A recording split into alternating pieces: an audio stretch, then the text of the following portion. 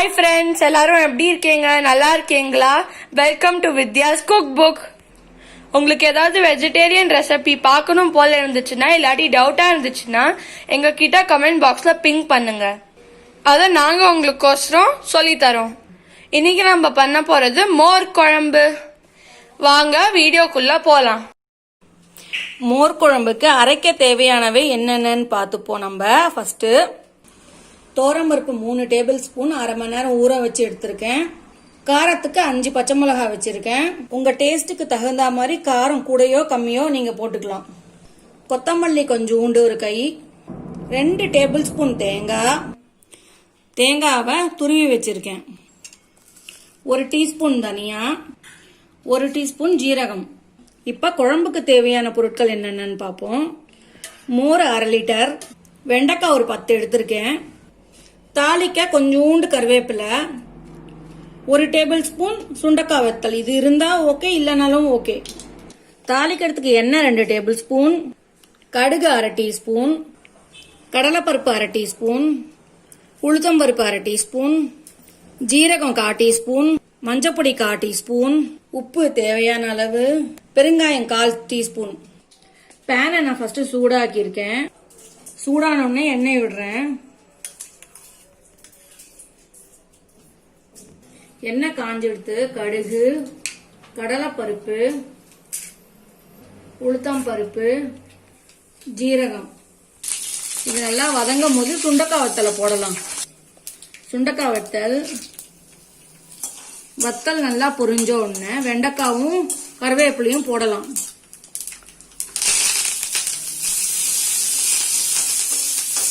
நல்லா வதங்கட்டும். அதுக்குள்ள நம்ம அரைக்க தேவையானது அரைச்சிட்டு எடுத்துன்னு வந்துடும். நம்ம இப்ப அரைச்சிக்கலாம். அதுக்கு பருப்பு, தேங்காய், மிளகாய், தனியா, ஜீரகம், கொத்தமல்லி இது எல்லாம் நான் கொஞ்சம் தண்ணி விட்டு நான் அரைச்சி எடுத்துட்டு வந்துடுறேன். இங்க பாருங்க, அரைச்ச பேஸ்ட் ரெடி ஆயிடுத்து. வெண்டைக்காவும் நல்லா வதங்கி எடுத்து மஞ்சப்பொடி போட்டுக்கிறேன். மோர் குழம்புக்கு தேவையான அளவு உப்பு இப்படி நல்லா கலந்து விட்டுப்போம். அதுக்குள்ள மோரை நம்ம நல்லா கடைஞ்சிப்போம். நம்ம அரைச்ச விழுத போட்டு கலந்துக்கலாம். இதுல இங்க பாருங்க, இப்படி நல்லா கலந்துப்போம். ஜார் அளமின வாட்டரையும் இதுல நம்ம விடுவோம். மோர் ரெடி ஆயிடுத்து. நம்ம இதை எடுத்து வெண்டைக்கால விட போறோம். நம்ம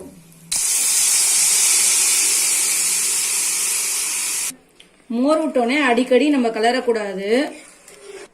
கொஞ்சம் இப்படி கலரி விடணும். முதல்ல நம்மளுக்கு குழம்பு நல்லா பொங்கி வந்தோன்னு நிறுத்தணும். நம்ம இங்க பாருங்க, கொஞ்சம் கொஞ்சமா ஸ்டார்ட் ஆயிருக்கு பொங்க. நம்மளுக்கு குழம்பு ரெடி ஆயிடுது. இப்போ இன்னும் கொஞ்ச நேரத்துல சுவிட்ச் ஆஃப் பண்ணிடலாம். Hi friends, how are you all? மோர் குழம்பு நம்மளுக்கு ரெடி ஆயிடுது. இப்போ சுவையான மோர் குழம்பு நம்மளுக்கு ரெடி ஆயிடுது. தேங்க்யூ ஃப்ரெண்ட்ஸ், இந்த வீடியோ பார்த்ததுக்கு. லைக், ஷேர், அப்புறம் சப்ஸ்கிரைப் பண்ண மறந்துடாதீங்க.